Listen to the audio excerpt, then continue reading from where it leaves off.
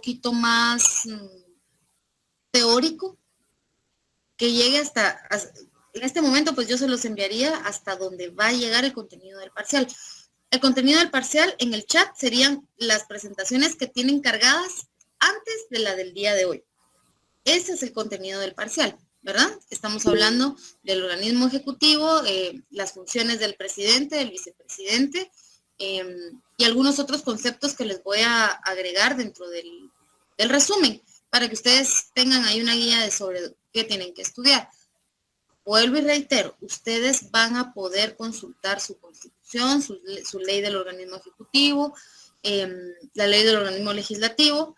Entonces, con eso ustedes van a tener una guía, ¿verdad? Eso no quiere decir que no vayan a tener que estudiar nada, porque también recuerden que desde el primer día de clases yo les mencionaba que nosotros estamos aprendiendo desde la ciencia a ser administradores públicos, ¿sí?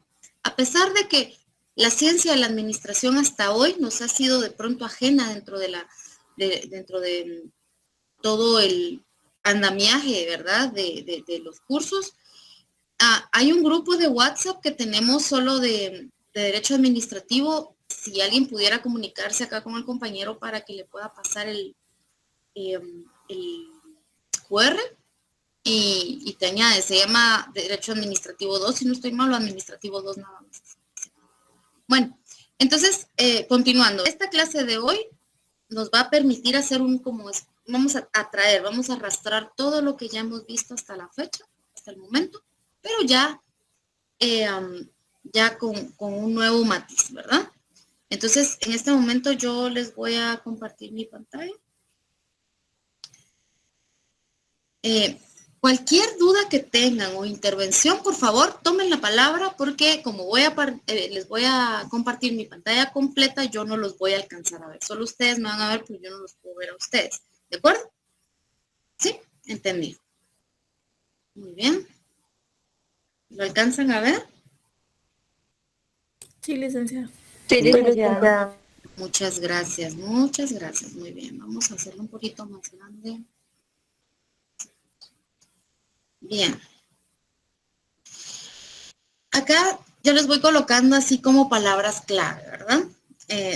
Les digo, los guardianes de la juricidad. Esto es una arquitectura, ¿verdad? ¿Por qué les digo arquitectura? Porque la arquitectura tiene, no solamente maneja los cimientos, sino que también todo el andamiaje, todo lo que va hacia arriba dentro de una construcción. Y la administración pública es como eso, es una, les decía, cascada de poder o bien como un edificio en el que se van construyendo ciertas jerarquías. Bien, los guardianes de la juricidad. Ya encontramos que el organismo ejecutivo es el centro de la administración pública, porque es el que se encarga de ejecutar, ¿verdad? De ejecutar todo aquello que tiene como propósito cumplir los fines del Estado, ¿verdad? Es decir, lograr el bien común, lograr todas esas máximas que la Constitución le obliga al Estado de Guatemala a asumir como garante o asumir como un protector de esas necesidades sociales. Entonces, yo acá les coloco, ¿verdad? Cómo funciona la arquitectura institucional del control. Porque el artículo 141 de la Constitución, cuando lo leímos en clase, dijimos, bueno, la soberanía, ¿no? La soberanía sí, radica en el pueblo, quienes la delegan para su ejercicio, pero hay una situación muy importante, se divide en tres poderes del Estado, el ejecutivo, el legislativo y el judicial, pero entre ellos no debe de haber subordinación. Vamos a ver si es cierto, porque en la clase anterior nos dimos cuenta que un ministro o un funcionario público, porque no nada más existe la posibilidad de la citación para rendir cuentas de los señores ministros, sino también de sus funcionarios. ¿A través de qué organismo? El organismo legislativo. Entonces, es cierto que no hay subordinación, sí existen mecanismos de control. Vamos. Acá, el lato sensu, o sea, en un sentido muy amplio, sí, vamos a hacer un análisis técnico de las entidades y órganos de consulta y control que la Constitución Política de la República regula. ¿Sí? ¿Por qué es tan necesario el control en la administración? Vean, yo sé que nosotros no estudiamos administración, sin embargo, no existe cambio. del derecho que no se relacione a la administración. Y hablo, en este momento estoy hablando de la administración como ciencia. La administración como ciencia tiene 5 fases. La primera fase es la planificación. En la siguiente clase que tengamos presencial vamos a poder abundar en las 5 fases de la administración, que son sumamente importantes y que como ciencia son precisamente eso, el cimiento sobre el cual un buen administrador va a poder ejecutar. Entonces, la primera es la planificación. Dentro de la planificación en la administración pública vamos a encontrar, yo les voy a hacer un cuadrito en clase, lo vamos a ir generando en la pizarra, para que ustedes sepan cómo funciona. Cada institución del Estado tiene, por ejemplo, un plan operativo anual. O puede ser que tengan un plan operativo multianual. Y además hay un plan estratégico institucional. Aunado a ello, hay un anteproyecto de presupuesto, que todo eso va dentro de la planificación. Vamos a poder definir qué son las metas físicas del Estado, ¿sí? Esto no forma parte del programa, pero si solo nos adherimos al programa para definir cosas que ya están definidas dentro de la Constitución, no vamos a poder llegar a un punto de entendimiento de la administración pública desde la ciencia, ¿sí? Entonces, primero la planificación. Esto es como andamos sobre ella. Si no hay una buena planificación, no hay. Por eso es tan importante que cuando nosotros elegimos a funcionarios que son de elección popular, debemos conocer o por lo menos entender que tienen un plan de trabajo. Que ese plan de trabajo sea realista, ¿sí? Porque por ahí hay cuestiones, por ejemplo, hay varios ejemplos dentro de la administración. Podemos decir, hay cosas que son bien, bien puntuales. Por ejemplo, la hidroeléctrica Chuzón. Yo la mencioné en una de las clases anteriores. Cada año se asigna parte del presupuesto general de ingresos y egresos del Estado para atender el problema de la hidroeléctrica Chuzay y no se puede ejecutar porque desde su planeación y desde la forma en que fue concebida y desde la forma en que eventualmente fue promovida en acuerdo gubernativo, no puede, o sea, nace a la vida jurídica, pero nace muerta porque no es una forma en la que podemos ejecutarla. Y así, miren, con un montón de cuestiones.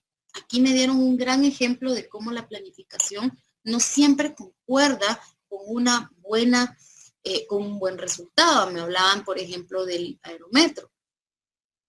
No sabemos cómo está la planificación del aerometro, por qué hacia cierta zona específica de la ciudad de Guatemala, abarcando uno de los municipios del departamento de Guatemala, y así, o sea, muchas de las cosas se pueden nacer para tener un buen resultado desde la planificación. Posterior a la planificación tenemos la organización, ok, ya sabemos qué es lo que vamos a hacer, ya tenemos ideas claras y tenemos el lineamiento. Ahora es como, ¿quién lo va a hacer? ¿Cómo lo va a hacer? Eso es organizar. Y miren, esto aplica, estas fases de la administración aplican para la administración pública, para la administración privada y para su vida. ¿Sí? Una buena planeación, una buena organización puede hacer la diferencia en cómo podemos llevar. Por ahí Edgar decía, yo soy un trabajador que estudia.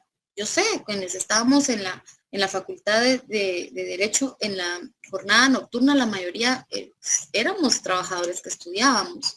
Entonces, por ahí la planeación y la organización nos puede hacer una gran diferencia en cómo podemos sobrellevar todo ese ritmo tan acelerado, ¿sí? Ya les hablaré de cuáles son instituciones. Por ejemplo, dentro de las instituciones de planificación, ahí está la Secretaría de Planificación de la Presidencia, ¿sí? De hecho, todo va a pasar para allá, CGPLAN, ¿verdad? Casi todo. Es decir, todos los POAS, todos los PEIs, todos los, como que les decía hace un momento, pasan por el escrutinio de la Secretaría General de la Presidencia y todo aquello que modifica las metas físicas de las instituciones de gobierno van a dar ahí. Todos los planes, las políticas públicas, todo tiene que pasar por el visto bueno de esta Secretaría de Planificación. Luego con la organización, pues ya encontramos que van a entrar en juego diversos actores, sobre todo aquellos que van en su momento también a ejecutar, pero primero tienen que tener lineamientos de esa ejecución y esa es la organización. Luego tenemos la dirección de recursos humanos, ¿sí? La gestión del recurso humano, porque sin el recurso humano nada es posible, ¿sí? El recurso más valioso de toda institución es su recurso humano. Y si tomamos en cuenta que no puede existir una organización de ningún tipo, privada o pública, sin Un área jurídica, todos nosotros, los asesores jurídicos, ustedes y yo, ya sea en la calidad en la que estén, si son ministras, si ustedes van a ser directores, si ustedes van a ser diputadas, diputados, la gestión del recurso humano es sumamente valiosa. Si me sobrara por ahí dentro del semestre un espacio para que hablemos de gestión del recurso humano, eso les va a hacer administradores públicos de gran nivel, porque ahí es donde falta muchísimo en la administración. Porque esto se relaciona con otro concepto que lo vamos a abordar en la siguiente clase. Vamos a hablar de la burocracia. Bueno, y luego tenemos la dirección en general, la forma en que vamos a dirigir, ¿sí? Desde la planeación y la organización y nuestro recurso humano, dirigimos. Es la única manera que podemos realizar los procedimientos. Ahí ya podemos nosotros tomar decisiones. La dirección consiste en tomar decisiones. Y si somos directores, pues nos toca, ¿verdad? Tomar esas decisiones. Si ustedes son los directores, van a tener que ser aquellos que asuman esas responsabilidades. La dirección es la toma de responsabilidad.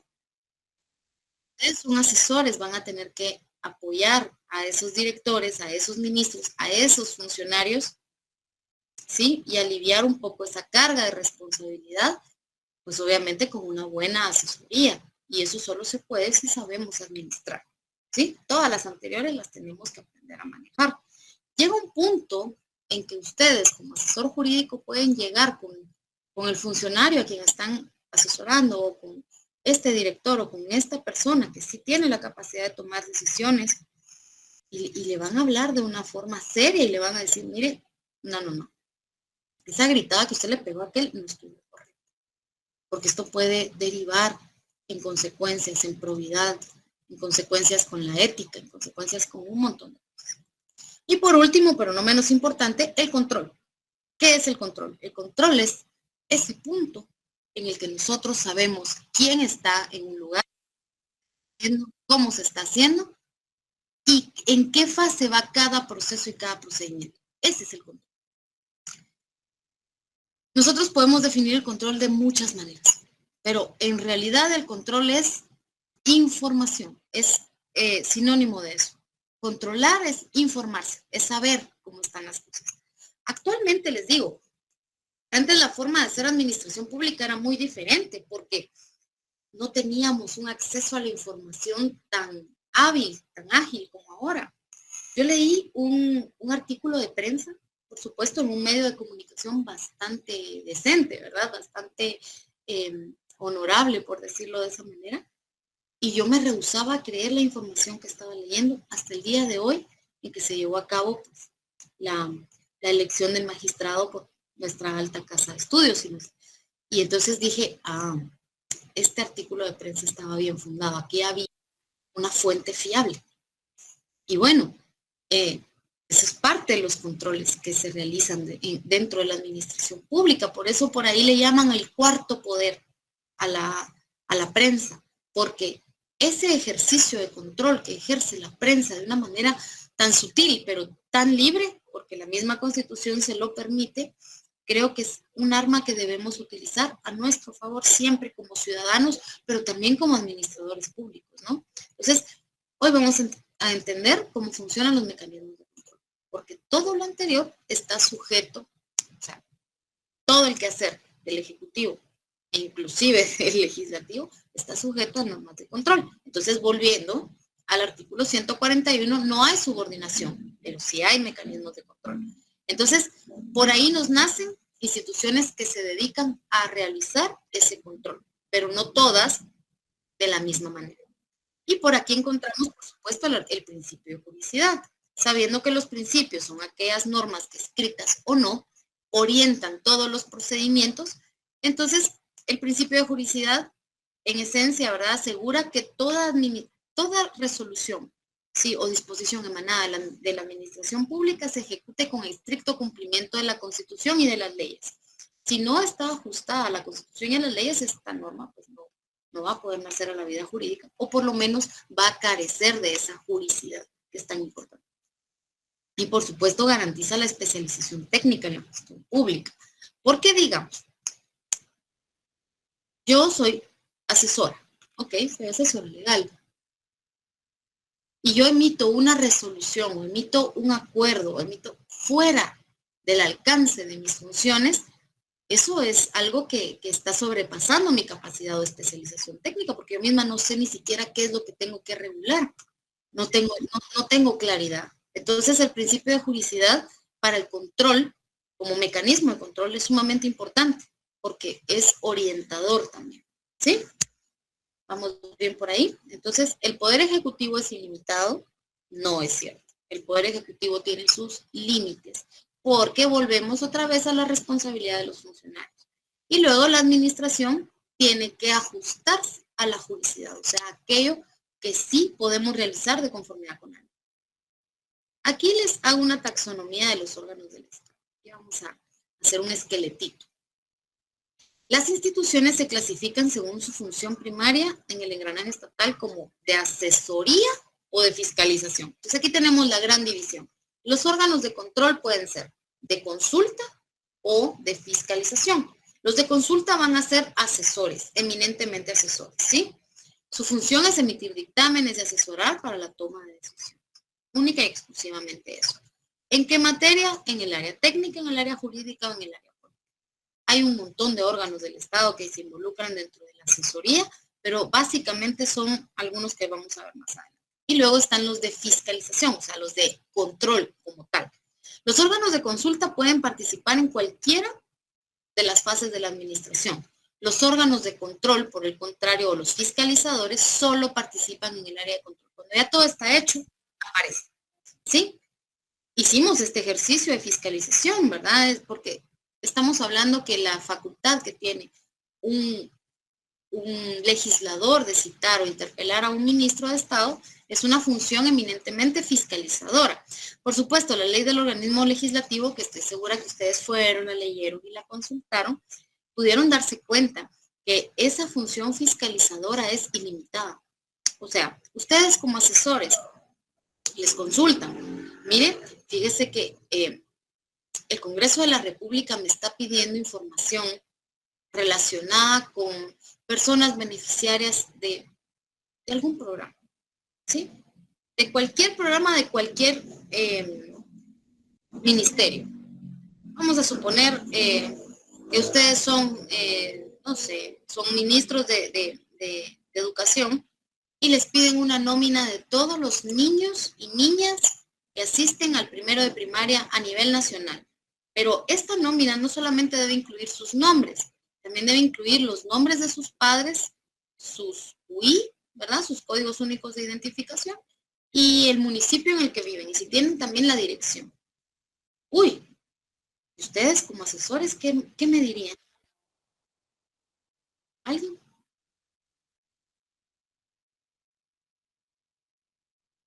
¿Qué le dicen a un diputado que les pide toda esta información? Es obvio para qué la quiere. Es obvio. Y yo sé que alguno de ustedes me va a citar la ley de información pública, de libre acceso a la información pública.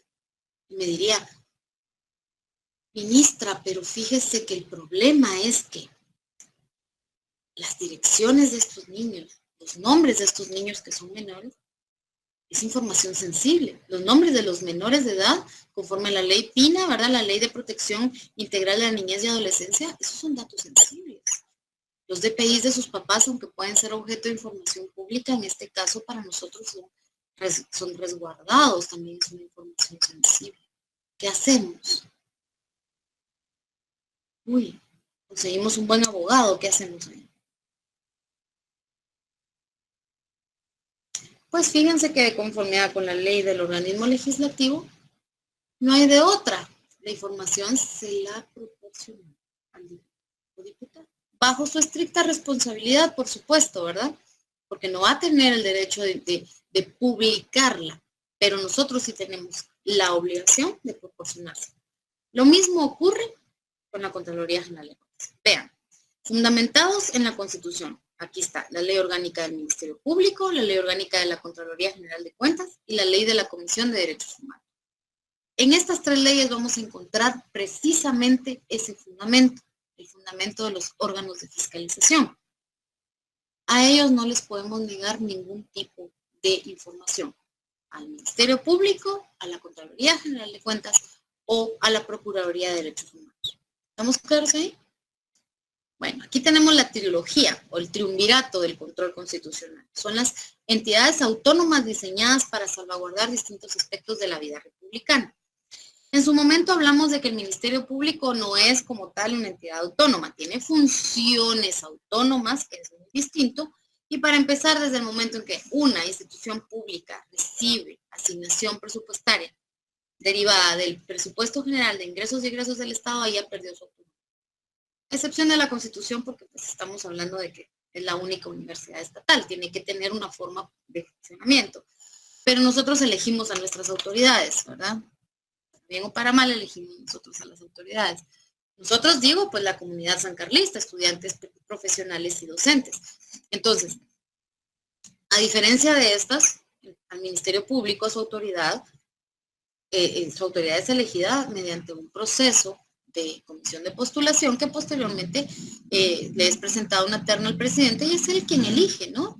La Contraloría General de Cuentas, pues muy parecido, también hay una comisión postuladora y el Procurador de los Derechos Humanos es electo por el Congreso de la República. Entonces ahí nos vamos dando cuenta que desde ahí pues ya no son tan autónomos que digamos. Bueno, en este caso, el Ministerio Público es el brazo legal o persecutor. Tiene como función principal la averiguación de la verdad. Para eso está. Pero la Constitución en el artículo 251 nos dice una función en específico. Su función en específico es hacer que se cumplan las leyes del país. Y si el Ministerio Público viene conmigo como funcionario, como ministra, como lo que ustedes quieran, digamos que ustedes quieren ser ministras y ministros y que lo van a lograr, porque yo sé que sí, y les piden una información proveniente del Ministerio Público, ustedes no se pueden negar a proporcionarla. No podemos. Sus leyes orgánicas nos obligan a proporcionar cualquier tipo de información. Y ellos pueden ejercer un control interinstitucional si así lo deciden. Es parte de su función fiscalizadora. Entonces es sumamente importante tener en cuenta que la función fiscalizadora es para el control. Pero además de ser para el control, también resulta ser un arma muy poderosa para estas instituciones. Por ahí, y cuando uno trabaja en la administración pública y le dicen, nos acaban de notificar de una auditoría gubernamental, uno empieza a sentirse un poquito incómodo. Y ya peor, si le notifican una auditoría concurrente, peor. Porque estamos hablando que la auditoría gubernamental es cuando un procedimiento ya finalizó, es decir, es un control de auditoría de un ejercicio fiscal pasado, de algo que ya está terminado, o por lo menos medianamente terminado, que ya llegamos incluso nosotros internamente al procedimiento de control, mientras que la concurrente puede aparecernos desde el proceso de planificación, ¿sí? Porque hay auditorías concurrentes a procedimientos de licitación o cotización que ni siquiera se ha firmado un contrato, por ponerles un ejemplo, o que no han sido liquidados. Híjoles, entonces decimos, bueno, aquí por cualquier lugar nos pueden encontrar un hallazgo, nos pueden poner algún reparo, nos pueden dar observaciones, nos pueden dar recomendaciones. Bueno, ya en última instancia, pues, sancionarnos, ¿sí? Porque eso es otra cosa. La administración admite enmiendas. No todo está escrito en piedra. La enmienda de oficio se puede practicar. Y de hecho es una buena práctica.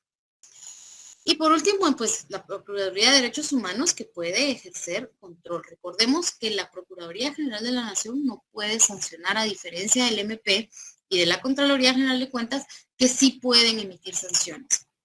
¿Sí? El Ministerio Público, las sanciones que puede generar es iniciar un procedimiento penal en contra del funcionario y que pueden, las resultas, ya saben, ¿verdad? Podemos ir a terminar incluso cumpliendo con una condena.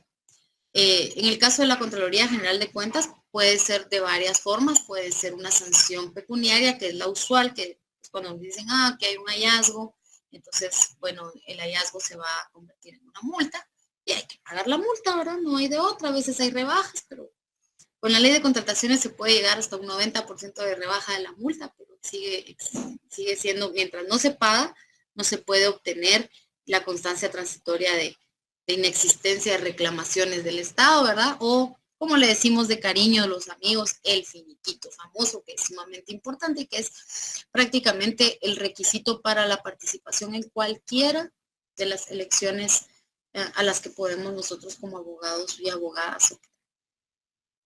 El Procurador de Derechos Humanos no tiene una función en la cual pueda generar una sanción. También las sanciones de la Contraloría, les quiero aclarar que no todas son pecuniarias, hay sanciones de carácter administrativo. Dentro de ellas he visto algunas drásticas, que es la presentación de una denuncia penal ante el Ministerio Público. Sí, por lo regular son delitos como peculado, ¿verdad? Algunos pueden ser también desobediencia, puede ser, hay varios dentro de la administración pública, pero el más común es peculado. O puede ser también que la sugerencia de apartar a un funcionario del cargo. Esas son las sanciones administrativas, que pareciera poca cosa, pero realmente yo creo que es mucho peor ese tipo de sanción administrativa a la sanción pecuniaria. Bueno, la PDH, por el contrario, no. Las únicas sanciones que puede emitir son de carácter moral. Aún así, cuando piden una información, tenemos que proporcionar. ¿Vamos bien hasta acá? Todo esto. Sí, licenciada. Sí, licenciada. Muy bien, gracias. Excelente. Bien, el artículo 251 de la Constitución, ¿verdad? Es una institución auxiliar de la administración pública y de los tribunales. Sí, su misión central es velar el estricto cumplimiento de las leyes del país. Hay una atribución clave, que es el ejercicio de la acción penal pública. Es el único ente investigador. Nada más. Es el único capaz de hacer investigaciones en materia penal. Investiga los delitos. ¿Cómo lo realiza? No lo sé, ¿verdad? Aquí tenemos una plétora de análisis con el tema del MP, porque pues yo he visto un desfile de fiscales generales a lo largo de mi vida, y en todos los casos han podido realizarse las cosas de una mejor forma. La Constitución establece a lo que la ley orgánica establece. Para empezar, actualmente el Ministerio Público no tiene un consejo. Y el consejo no fue abolido por esta administración, fue abolido por la administración anterior del Ministerio Público. Entonces, ahí es en donde encontramos que dentro de las mismas instituciones también tienen que haber órganos de control. Sobre todo, una institución que tiene tal capacidad de fiscalización, tal capacidad de persecución penal y que tiene una función central, que es hacer que las leyes se cumplan. Entonces, por ahí podemos empezar a generar debates, análisis, que nos pueden llevar a decir, ejercicio de la administración pública sí tiene ciertas falencias que se pueden mejorar, y que ya después de 40 años de vigencia de la Constitución, y que desde la reforma de 1994 estamos hablando ya más de 30 años, ¿no? Ya tuvimos que haber aprendido algo en todo este camino. Bien. No es mucho lo que podemos hablar del Ministerio Público. El día de hoy, pues, vimos por ahí ciertas acciones, ¿no? Últimamente tenemos por ahí los lunes de cumbia, que en algún momento fueron los jueves de cumbia de la CICIG. Esos son los mecanismos de control, pero también los mecanismos de control podemos nosotros hacer análisis de oportunidad, porque no todo está mal, no todo está mal hecho. Muchas veces la administración pública responde con lo que puede, ¿verdad? Porque al final también dependemos del organismo legislativo. Recordemos que si no se aprueba un anteproyecto de presupuesto general de ingresos y egresos del Estado, que sea realista, que sea acorde a las necesidades para cumplir los fines del Estado, todas las instituciones van a tener sus manitas amarradas, ¿sí? Yo creo que es importante. En la clase última, justamente el último grupo mencionaba en una de las preguntas que se le hicieron, lo que pasa es que eso implicaría que se amplíe el presupuesto. También hubo varios de los grupos que daban esta respuesta. Pues al final las instituciones casi que reciben solamente para poder cumplir con sus gastos de funcionamiento. O si no, tenemos que se les asignan estos planes o política pública que es imposible de asumir.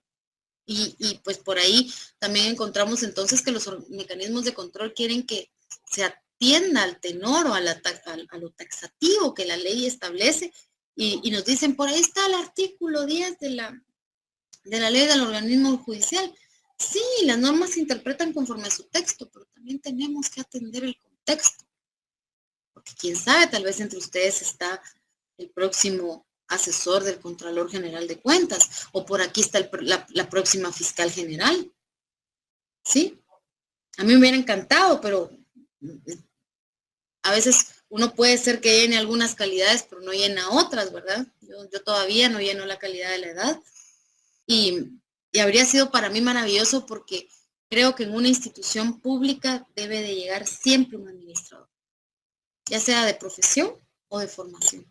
Y por eso les digo, denle la importancia a este curso, porque yo sé que aquí van a haber funcionarios de alto nivel. Luego, la Contraloría General de Cuentas.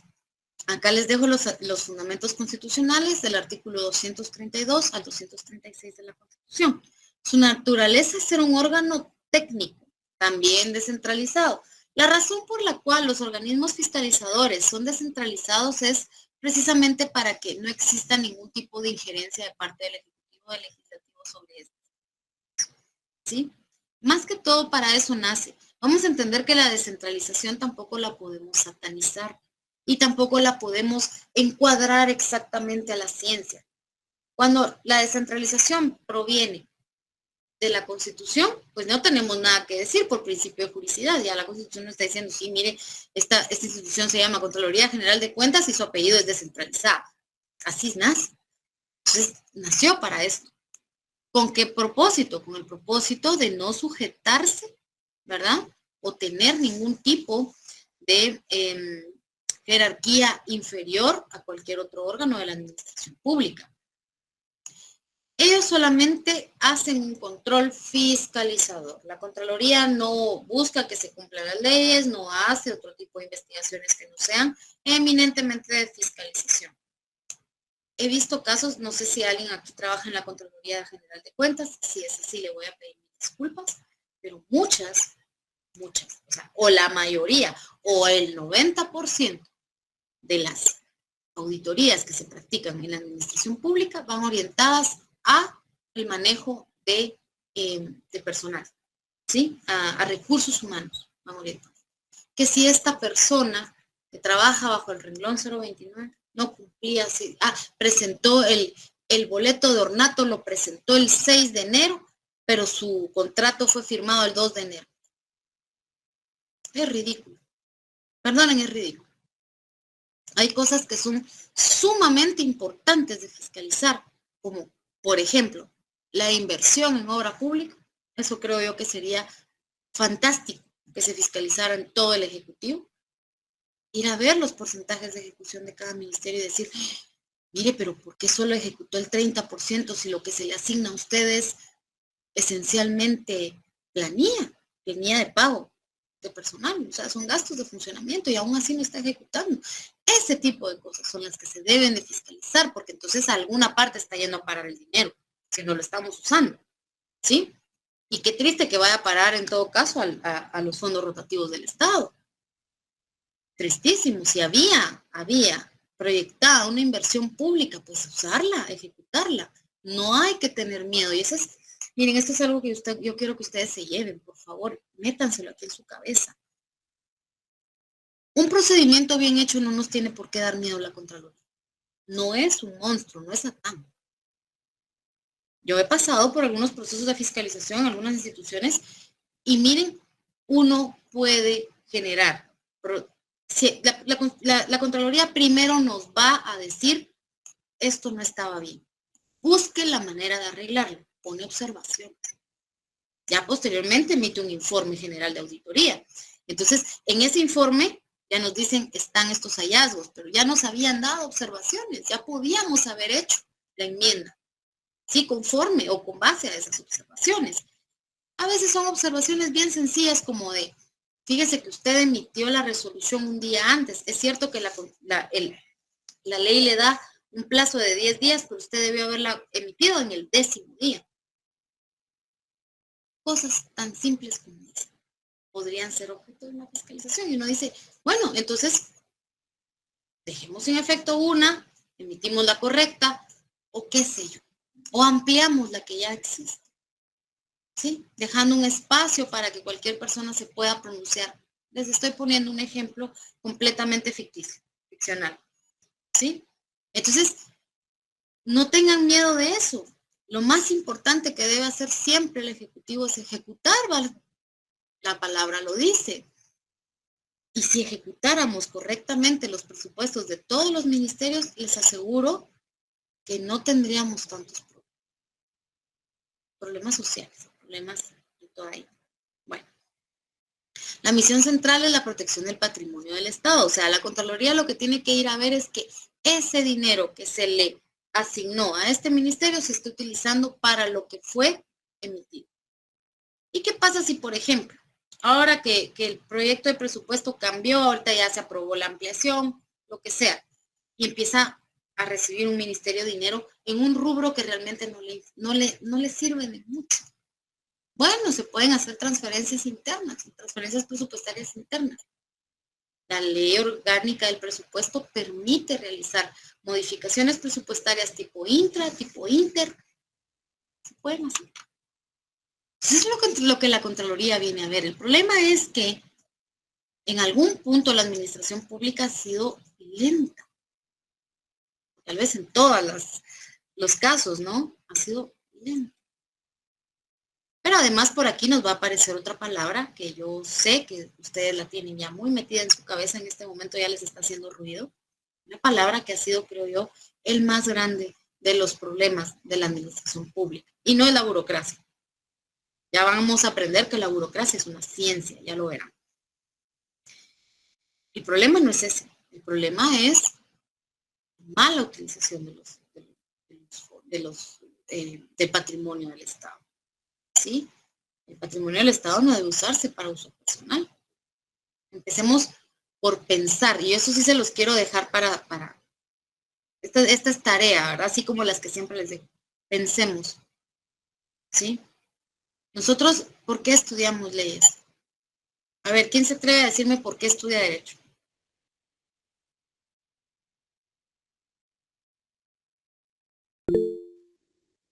A ver. Recuerden que no los veo, corazón. Si que alguien quiere decir algo, dígalo. Sin miedo. Nadie. ¿Por qué estudian leyes? Licenciada, buenas noches, porque se ¿Qué relaciona carrera con tan el dura la trabajo. que vinieron a elegir? Es una carrera, es una alta investidura ser abogado. Hola, Lick, ¿qué tal? Hola. Pues yo escogí Derecho, Lick, por complemento de mi otra carrera, ¿Cuál es tu otra carrera? Administración de Empresas. Ah, qué maravilloso, eres administrador. ¿Sí? Qué bien, qué bien. O sea, Pues, esto no te es ajeno. no, la verdad que no. Qué bueno. Al final creo que el tema legal siempre es como que la unificación o parte esencial de cualquier ámbito de trabajo, sea ingeniero, arquitecto.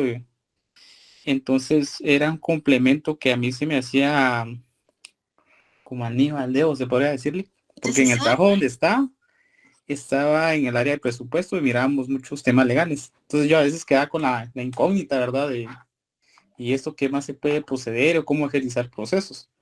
Correcto. Y pues para quitarme un poco la ignorancia decidí tomar esta carrera también. Es como que un impulso y un acompañamiento de mi otra carrera para quitarme siempre la ignorancia. No, no, no, maravilloso, excelente.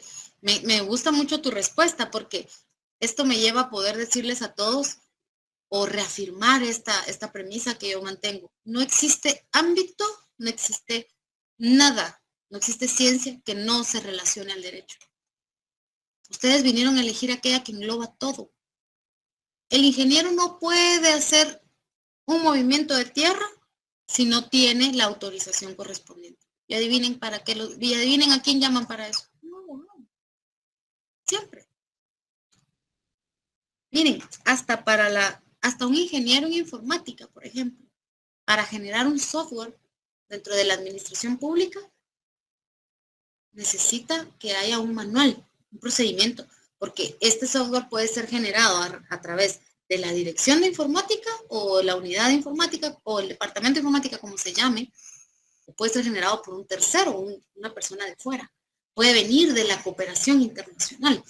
Miren, son miles de aristas y para todas van a necesitar el dictamen jurídico. Lo que acaba de decir nuestro compañero es tal vez la razón más poderosa y más maravillosa que he escuchado por la cual alguien estudia Derecho. Y te felicito, excelente, porque siempre va a ser necesario tener este andamiaje, porque todo deviene de la ley. ¿Se acuerdan que les dije en la Constitución? Ahí está todo. Ustedes, les prometo que en las letras chiquitas de la Constitución ustedes encuentran la receta del pepián guatemalteco. Todo está en la Constitución. No, eso no es verdad, pero quién sabe, tal vez si agarramos una Constitución comentada y le ponemos una lupa, de pronto encontramos la receta del pepián guatemalteco. Yo estoy casi segura de eso. Todo deviene de una norma jurídica. Sin embargo, la mayoría de personas me dicen que estudian Derecho porque aquí hay dinero. Probablemente. Es una carrera bendecida, que da para todos, porque yo sé que les da miedo escuchar que ya vamos por el colegiado 48,000. A mí personalmente no me da, pero ni la más mínima pizca de pánico escuchar y saber que ustedes van a ser colegiados 50,000. ¡Qué bueno! ¿Cuántas personas aproximadamente habemos en Guatemala? Según el último censo, éramos 18 millones de personas. Realmente, ¿como cuántas seremos? Más de 20 millones. Y 50,000 nada más son abogados. Seguimos siendo una élite, seguimos siendo pocos. Para mí nunca van a haber suficientes abogados. Nunca vamos a ver suficientes profesionales, tampoco de otras ciencias. Imagínense. Entonces, si es por dinero que ustedes están estudiando leyes, bueno, mezclen bien esto con la política y háganla bien. Puede ser que ganen dinero con eso, pero yo no lo recomiendo. Por ética. Por ética, entonces, si ustedes quieren ganar dinero, sean penalistas y sean buenos penalistas. ¿Sí? Una audiencia nos puede generar un ingreso. En 2 audiencias podemos hacer lo que hacemos en un ingreso como asesores. 2 días de la semana, más el seguimiento, todo tranquilo. ¿Sí? Entonces, no es la administración pública, no debe ser una fuente de ingreso para ningún profesional, no nada más para los abogados. Aquí lo hablamos desde este ámbito porque aquí estamos todos, somos abogados. Entonces, esa es la razón, o sea, y quiero que se lleven eso bien metido, ¿sí? Entrar a la administración pública, buscar, como se dice coloquial y vulgarmente, el hueso para enriquecernos, miren, eso ya no es bueno. Mejor busquemos la administración pública para hacer un cambio sustancial, generacional y sostenible, porque muchos de nosotros tenemos hijos, quienes no los tienen, muy probablemente van a tenerlos.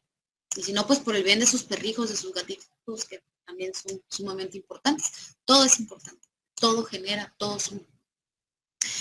Y bueno, después de haber dicho esto, entonces la protección del patrimonio del Estado.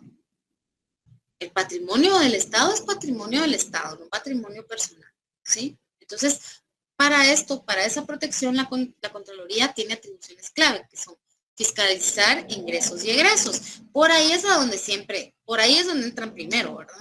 Sin embargo, pueden ir a los procedimientos administrativos, taxativos, y van y buscan en el manual una palabra que no coincidió con un procedimiento y eso ya es algo bastante enfocado.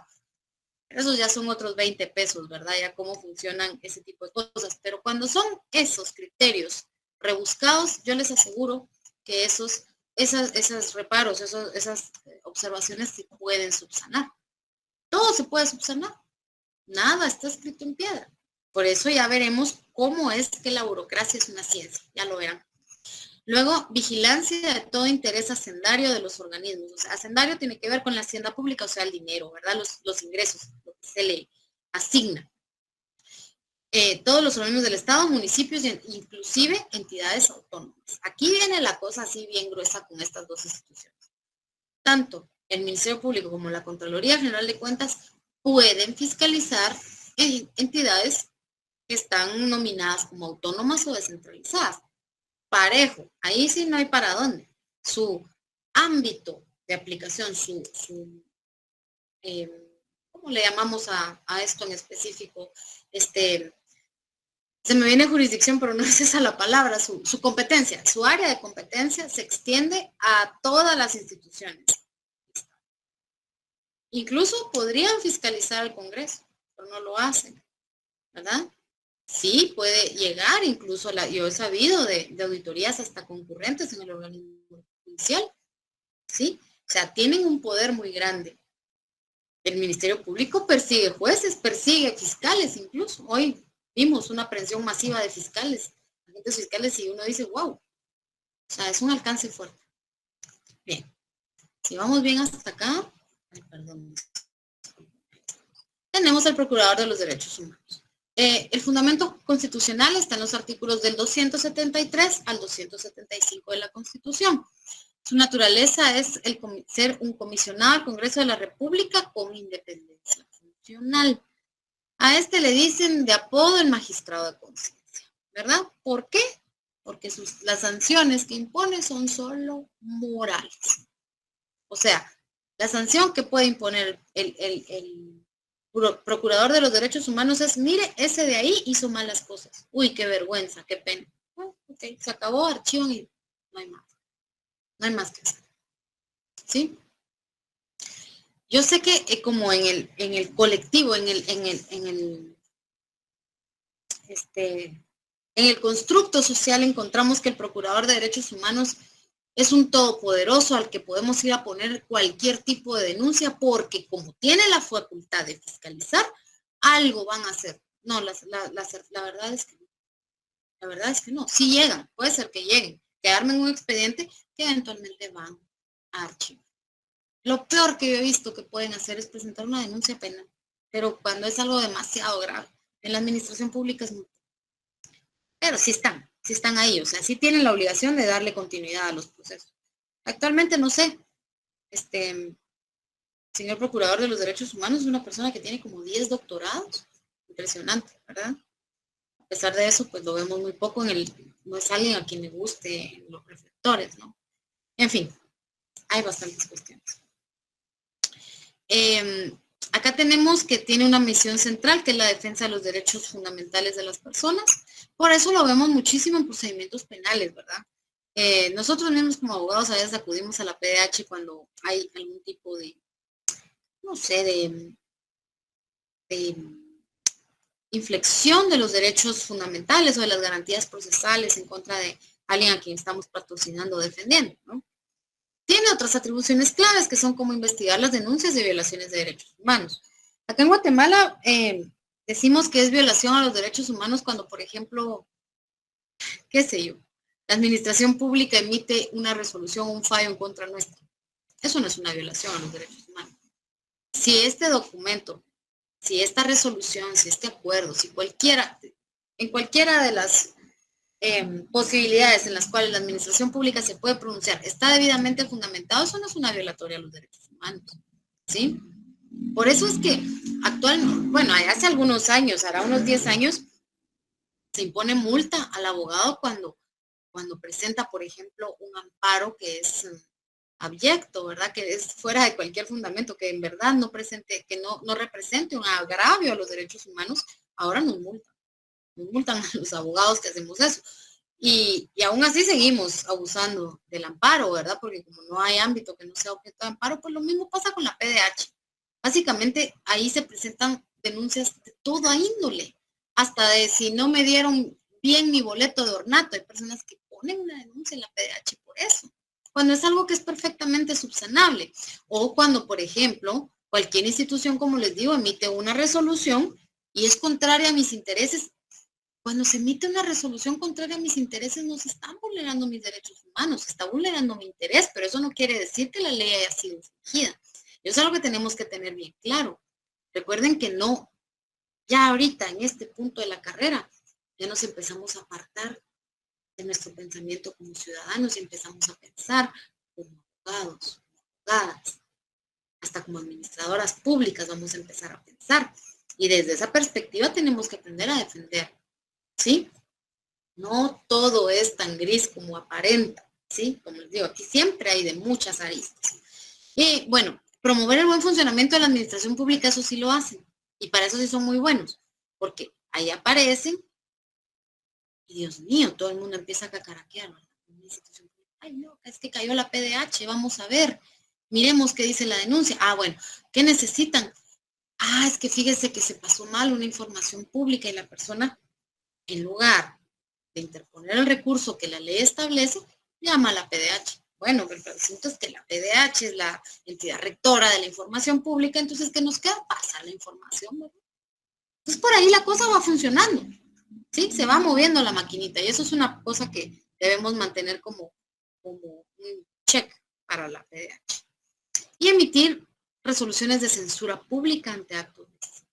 Ahí es lo que les decía, es una sanción moral, censura pública, decir, uy, lo que hizo ese, miren qué barbaridad, es una censura pública.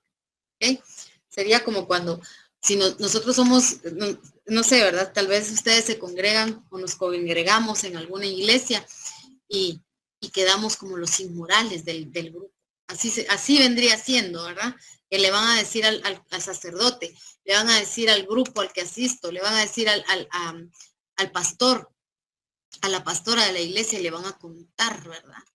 Algo que hicimos ahí en la esquinita, ahí en un callejoncito, ya queda censura pública. Ahora tiene que enmendarse, rezar 10 rosarios, dar el doble del diezmo, no sé cómo funciona.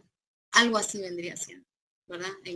Sí, la administración pública fuera una congregación religiosa, la PDH sería esa censura pública, así más o menos. Aquí les hice un cuadro comparativo de cómo están las competencias de cada una. El Ministerio Público, su naturaleza, institución auxiliar, su función clave es la acción penal y cumplimiento de la ley, base legal. Contraloría General de Cuentas, órgano técnico descentralizado, fiscalización, hacienda, ingresos y egresos, artículo. Y el Procurador de Derechos Humanos, comisionado del Congreso, defensa de los derechos humanos y la censura moral y los artículos que le aplican. Y por último, acá es donde encontramos, ¿verdad? Los órganos de control son sumamente importantes, porque su naturaleza es eso, garantizar la institucionalidad, ¿sí? Si se garantiza la institucionalidad, por ende, se garantiza también el Estado de Derecho.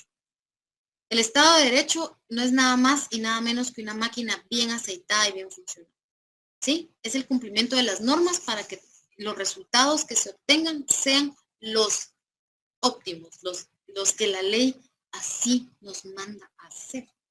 Porque al final de cuentas, o sea, al final del día, la Constitución lo que quiere es que haya paz, seguridad y bien común.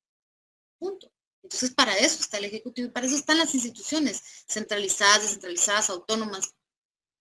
Y entonces, garantizar esa institucionalidad es garantizar que esos objetivos se van a alcanzar, ¿sí? No son aisladas, ¿verdad? Conforman un sistema general de frenos y contrapesos. Aquí les puse el checks and balance, que es, esto es dentro de la teoría de la administración pública lo más importante, frenos y contrapesos. Y también les podemos hacer consultas, ¿verdad? Ellos también emiten dictámenes, también emiten opiniones y pronunciamientos que son sumamente importantes para asegurar, ¿verdad? Y eso es parte de la planeación. Si nosotros obtenemos esas consultas antes de generar procesos, vamos a asegurar el resultado.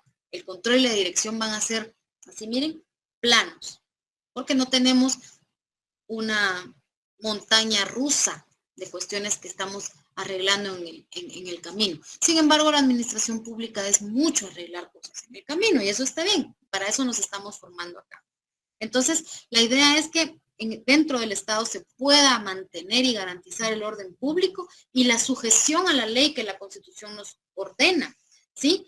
Protegiendo el patrimonio del Estado, el erario público nacional, ¿verdad? Y además la dignidad humana, ¿verdad? Con la observancia de los derechos fundamentales y el cumplimiento de las debidas garantías. Bueno, entonces, dicho esto, a veces pasa que mi computadora me hace caso y otras veces no. Bien. Hasta aquí espero que todo bien, ¿verdad? Sí, licenciada. ¿Hay alguna duda? Sí, licenciada. Hola. A ver, Dania. Buenas noches, licenciada, con una consulta. Yo el día de la clase anterior no pude asistir a la universidad. No sé si puedo formar un grupo con algunas personas o con los dos grupos que no, alguno de los dos grupos que no se presentaron. Usted me... Sí, por supuesto. De preferencia que te adhieras a alguno de los dos grupos que no participaron. Miren, yo lo primero que consulté es cómo hacíamos con estas actividades, ¿verdad? Si les podía yo generar una ponderación. En el primer parcial no, ¿verdad? En el segundo sí. El segundo sí podemos dividirlo en las actividades prácticas y el examen, porque tenemos pues más puntos en juego. Entonces, sin embargo, yo me llevé la nómina de ustedes quienes participaron, ahí llevo sus nombres, y esos pues pueden ser puntos que les vayan a servir más adelante, ¿verdad? Sin embargo, no, la actividad no tuvo ninguna ponderación, más allá de ser una, no sé, ¿verdad? Algo que va a afianzar conocimientos para ustedes, para el futuro y para su práctica. Entonces sí, adhiérete a cualquiera de los grupos. La única regla era que no sobrepasaran las 17 personas. Y por lo demás te puedes adherir a cualquiera, incluso si tus, digamos, si tienes como más afinidad en algún grupo de los que ya pasaron, pues también. Okay, muchísimas gracias, licenciada. Con gusto. ¿Alguien más que tienen alguna duda, algún comentario? Yo sé que sí.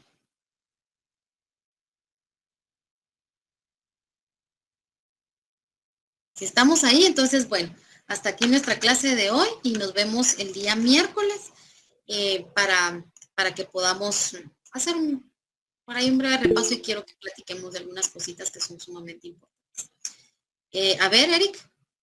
Buenas noches, licenciada, gusto de saludarle. Solo una pequeña duda que me quedó mientras usted estaba pues compartiendo la presentación. Usted dijo juricidad y dentro de la presentación dice juridicidad. Entonces me quedó duda si era juricidad o juridicidad. Perdone la pregunta.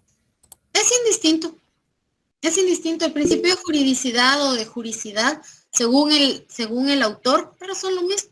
Es el ajuste de la actividad a la ley. Es igual.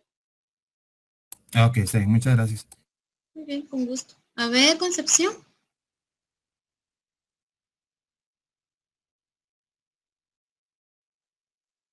No te escucho, Concepción. No sé si tienes abierto el micrófono. Sí, buenas noches, licenciada. Buenas noches. Clases. Sí. Y Perdón, ya corazón, no te escuché. ¿Podrías repetir? que el día miércoles, al parecer, se van a suspender clases por las votaciones. Entonces, ya no Es tendrían cierto. clases. Es cierto, ustedes tienen que asistir a cumplir con su sufragio. Perfecto. Gracias por recordármelo. Tienes razón, por favor, el llamado, ¿verdad? Para que ustedes puedan elegir a los representantes, ¿verdad? Realicen, ejerzan su derecho al sufragio. Entonces, en ese caso, pues yo les estaría compartiendo el día miércoles el resumen, ¿verdad?